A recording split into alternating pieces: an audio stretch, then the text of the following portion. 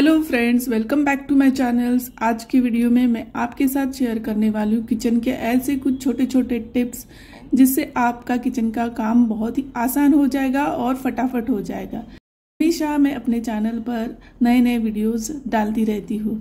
अगर आपको ये वीडियो पसंद आता है तो इसे लाइक करिए, अपने फ्रेंड्स और फैमिली के साथ शेयर कीजिए। तो बिना देरी किए वीडियो को शुरू करते हैं। मैं सारिका, मेरे channel home and kitchen with Sarika में आप सबका बहुत बहुत स्वागत है।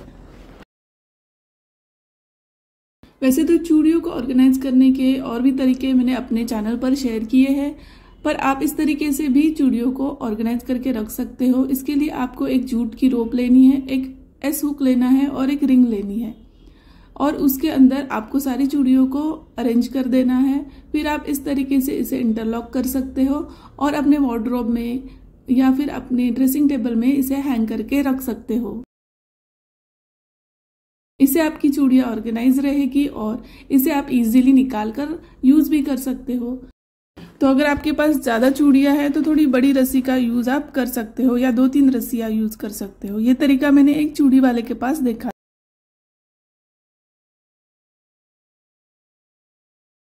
जब कभी हम जल्दी में होते हैं और उस टाइम पर हमें लहसुन की ज़रूरत होती है और हमने अगर लहसुन को पहले से ही छील कर नहीं रखा है और इमरजेंसी में हमें कुछ खाना बनाना है, तड़का लगाना है, तो उस टाइम पर आप कैसे लहसुन को छील सकते हो। तो इस तरीके से आप पकड़ की हेल्प से फटाफट लहसुन को छील सकते हो। बस पकड़ को हमें थोड़े से लहसुन की कलियों पर 2-3 बार प्रेस कर देना है और उसका जो छिलका है उससे अलग हो जाएगा और हम उसे ईजिली निकाल सकते हैं। इस तरीके से आपको पकड़ की हेल्प से 2-3 बार उसे प्रेस कर देना है, जिससे कि छिलका है उससे अलग हो जाएगा और फिर हम उसे इजीली निकाल सकते हैं।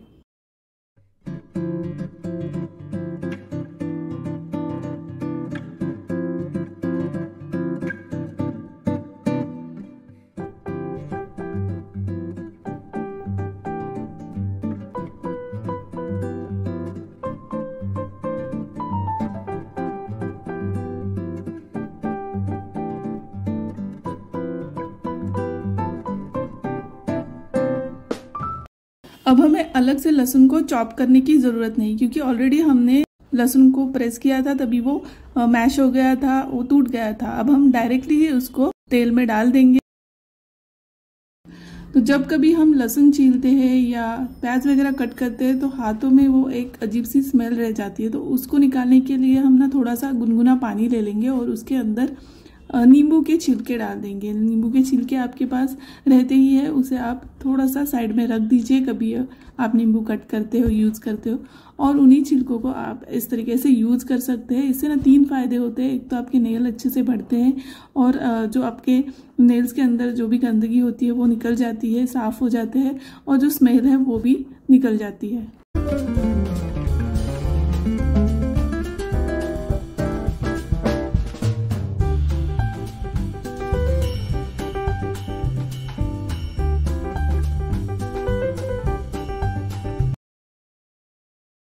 दाल को अगर हम ज़्यादा क्वांटिटी में स्टोर करके रखते हैं तो उसमें जाले वगैरह पड़ जाते हैं या फिर उसमें कीड़ बीट लग जाती है, और उसे अगर हमने एयर टाइट कंटेनर में नहीं रखा है तो हमें उसकी थोड़ी सी केयर करनी बहुत ज़रूरी होती है। तो उसके लिए आप इस तरीके से एरेंडल तेल यूज़ कर सकते हैं। 1 किलो दाल में लगभग 1 से आधा चम्मच एरेंडल तेल डाल दीजिए और उसे अच्छे से मिक्स कर लीजिए।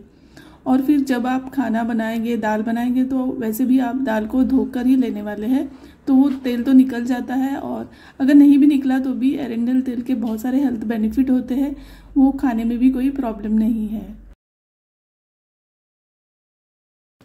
जब भी हम बिस्किट का पैकेट खोलते हैं, थोड़े बहुत बिस्किट अगर बच जाते हैं तो हम उसे कंटेनर में रख देते हैं, लेकिन अगर वो कंटेनर एयरटाइट नहीं है तो बाद में बिस्किट नरम पड़ जाते हैं और वो खाने में अच्छे नहीं लगते हैं।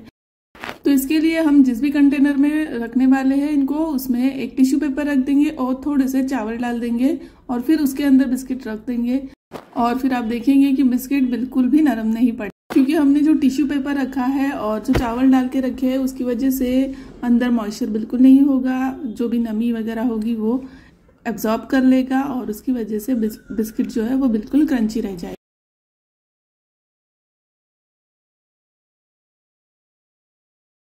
पोमोग्रेनेट को कट करने का एक तरीका मैंने यूट्यूब पर देखा था और उस तरीके से मैं इसे कट करके देख रही हूँ कि क्या सच में इस तरीके से हम पोमोग्रेनेट को इजीली कट कर सकते हैं।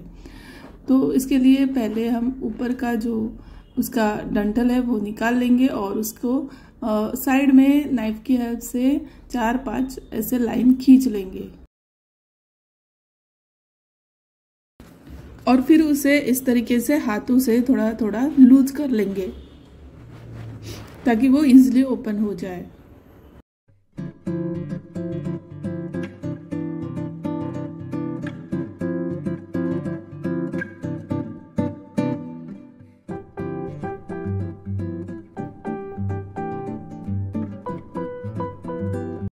तो यहाँ तक तो सब ठीक लगा, लेकिन बाद में जब ऐसा दिखाया गया है कि हम उसे बैक साइड से थोड़ा सा इस तरीके से टैप करेंगे तो सारे जो अनार के दाने हैं वो तुरंत ही निकल जाएंगे, लेकिन ऐसा तो मुझे कुछ लगा नहीं। निकले थोड़े बहुत, लेकिन बहुत बार इसे टैप करना पड़ा मुझे और टाइम लगा बहुत। तो इससे अच्छा है कि हम जो नॉर्मली जैसे छीलते हैं, जैसे अनार के दाने निकालते हैं वैसे ही निकाल सकते हैं।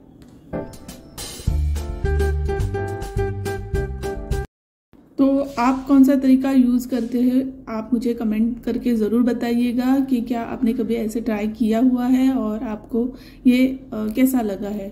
तो ज़रूर बताइएगा मुझे कमेंट कर।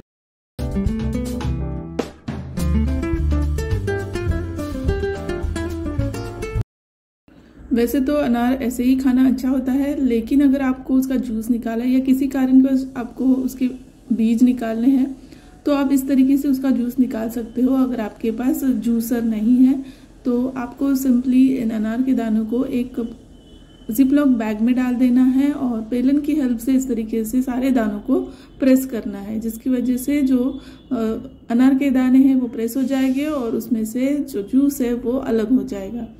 अब आप इस जिपलॉक बैग को छोटा सा एक कॉर्नर में कट कर दीजिए और ग्लास में एक छन्नी की हेल्प से निकाल लीजिए। तो लगभग एक बड़े अनार से आप आधा गिलास जूस निकाल सकते हैं।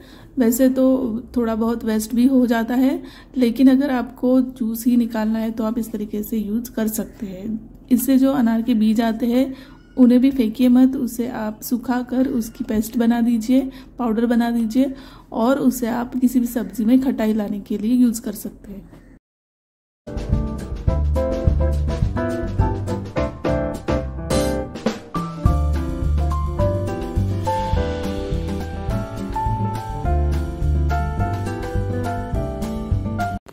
नेल पेंट तो हम बड़े शौक से लगा लेते हैं, लेकिन ना लगाने के बाद उसे सुखाने का थोड़ा प्रॉब्लम होता है, क्योंकि इतना टाइम हमारे पास होता नहीं है, हमें बहुत सारे काम भी होते हैं।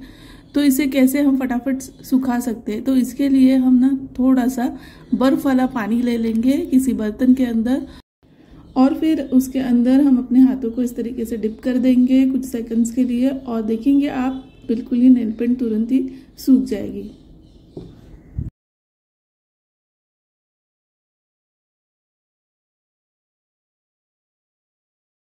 तो अब हम देखते हैं कि हम छिपकली को कैसे भगा सकते हैं। तो उसके लिए हमें चाहिए एक अंडे का छिलका। अंडा हम कुछ इस तरीके से फोड़ेंगे कि उसका जो कवर है वो पूरा राउंड रह जाएगा, सिर्फ आगे से हमें थोड़ा सा उसे निकालना है।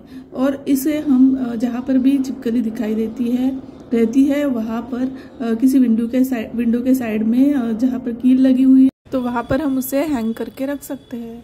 तो ये एक दादी नानी की ट्रिक है, पुराने ज़माने में इसे यूज़ किया जाता था, ऐसे हैंग करके रखते थे जिससे कि है ना इसको देखकर छिपकली जो है वो डर जाती है और भाग जाती है, तो हमें इसको मारने की भी ज़रूरत नहीं है। तो आज के लिए इतना ही। ये वीडियो आपको कैसा लगा है मुझे कमेंट करके ज़रूर बताइएगा और इन सब हैक में से आप कौन सा हैक ऑलरेडी यूज़ करते हैं और कौन सा हैक आपको नया लगा है ये भी मुझे कमेंट करके आप बता सकते हैं। तो मिलते हैं मेरे नेक्स्ट वीडियो में, तब तक के लिए बाय बाय।